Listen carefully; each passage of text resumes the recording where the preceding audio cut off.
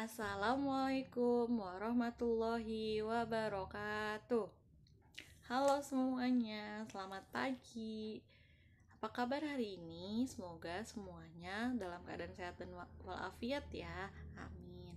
Hari ini kita akan belajar seperti biasa. Setelah kemarin dalam 1 minggu kita melaksanakan penilaian tengah semester. Tapi sebelum kita belajar, alangkah baiknya jika kita berdoa terlebih dahulu. Berdoa mulai. Selesai. Oh iya, gimana kemarin PTS-nya? Susah nggak? Soal-soalnya udah belajar belum? Nggak susah ya harusnya karena udah belajar. Nah, hari ini kita akan melanjutkan pembelajaran kita. Masih di tema 8, lingkunganku, lingkungan kita sahabat kita. Tapi sekarang kita sudah berganti ke tema 3, yaitu upaya pelestarian lingkungan. Kita akan mulai dari pembelajaran 1 ya. Nah, ini dia subtema 3, usaha pelestarian lingkungan. Lihat tuh ada siapa ini, Lani sama Dayu. Sama siapa lagi itu? Nah, mereka bertiga lagi menanam pohon ya. Mereka lagi menanam pohon. Menanam pohon juga termasuk ke dalam usaha pelestarian lingkungan. Tapi yang akan kita bahas hari ini yaitu tentang tujuan pembelajaran terlebih dahulu. Tujuan pembelajaran hari ini yang pertama, siswa dapat mengetahui dan menyebutkan faktor-faktor yang mempengaruhi kualitas air dengan benar. Yang kedua, siswa dapat mengidentifikasi peristiwa dalam teks non-fiksi. Nah, yang hari ini akan kita pelajari adalah air untuk kebutuhan sehari-hari.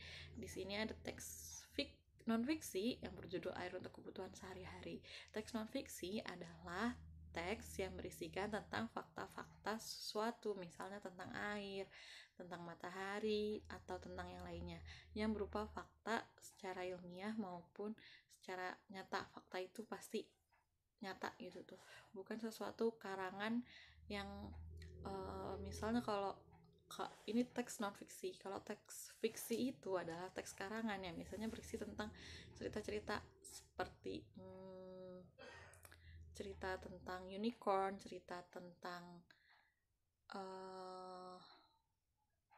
burung-burung yang bisa berbicara, hewan-hewan yang bisa berbicara, itu termasuknya ke dalam teks fiksi. Kalau ini yang akan kita pelajari hari ini adalah teks non fiksi. Mari kita baca bersama. Bagaimana rasa air laut? Ya, air laut terasa asin.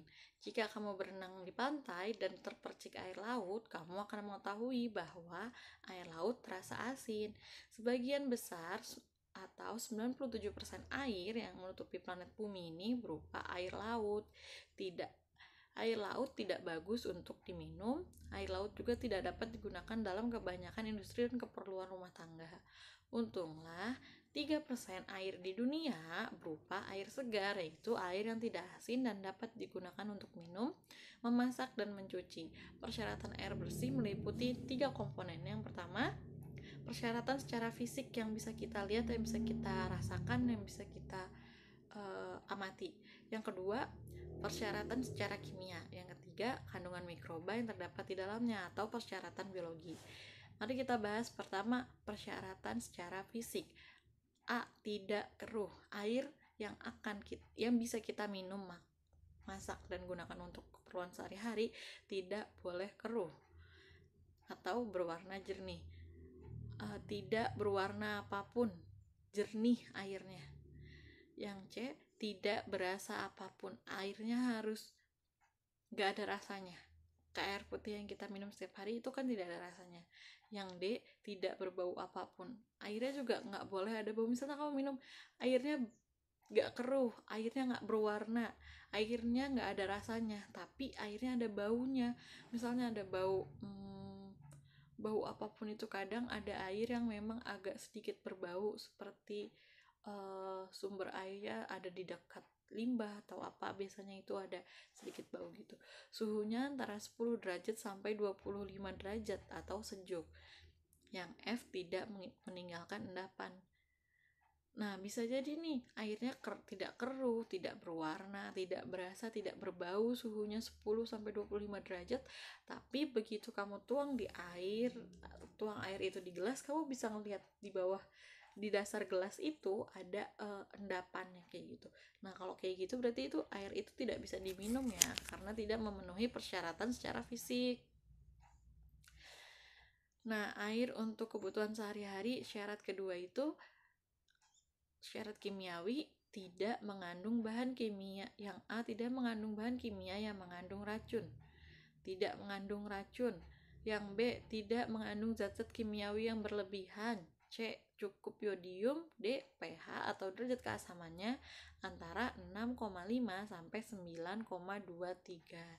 Nah, bisa aja nih tadi kita sudah memenuhi persyaratan fisik kayak nggak berwarna, tidak keruh, tidak berasa, tidak berbau, tidak ada endapan, suhunya 10-25 derajat, tapi ternyata air tersebut berasal dari sekitaran industri atau tempat pembuangan limbah, jadi air tersebut bisa jadi beracun. Nah, itu juga nggak boleh kita minum ya, karena misalnya kalau airnya beracun dan masuk ke tubuh kita, kita minum, kita gunakan untuk masak, maka tubuh kita lama-kelamaan akan rusak. Yang ketiga, syarat mikrobiologi, tidak mengandung kuman-kuman penyakit seperti disentri, tipus, dan kolera. Nah, syarat yang terakhir itu tidak mengandung kuman-kuman dan penyakit. Coba bayangin kalau misalnya air yang kita minum sudah memenuhi semua syarat, tapi ternyata syarat ketiga tidak, yaitu jadi ternyata air tersebut mengandung kuman. Coba bayangin kalau kalian minum air itu terus ternyata air itu banyak kumannya dan masuk ke tubuh kita, bisa menyebabkan penyakit ya gitu. Nah, masyarakat memerlukan air dalam jumlah yang sangat besar. Air yang akan digunakan diambil dari sungai-sungai terdekat atau sumber air lainnya seperti sumur. Air dari sungai dan sumber-sumber air dialirkan dan disimpan dalam tangki penampungan yang sangat besar. Tangki penampungan berisi air ditambahkan sejumlah kecil gas kalorin untuk membunuh kuman berbahaya. Selanjutnya, air dipompa melalui pipa bawah tanah menuju rumah-rumah penduduk. Air inilah yang digunakan untuk keperluan sehari-hari masyarakat. Air yang barusan kita baca ini air PDAM atau air pump yang biasanya dari perusahaan PAM itu. Nah, sumber air lainnya didapat dari penggalian tanah lubang. Tanah lubang penggalian ini dinamakan sumur. Masyarakat membuat sumur sebagai sumber air untuk keperluan sehari-hari. Dahulu orang menggunakan timba untuk mengambil air dari sumur. Siapa yang rumahnya masih pakai timba? Wah, keren. Olahraga sekalian ya kalau ambil air. Namun sekarang kita sudah dapat menggunakan pompa air bertenaga listrik. Dengan pompa air itu, air dialirkan ke atas melalui pipa menuju bak penampungan, kamar mandi, dapur, dan tempat-tempat lainnya. Nah, ini biasanya rumah-rumah yang menggunakan air sumber dari rumahnya sendiri seperti sumur dan yang lainnya.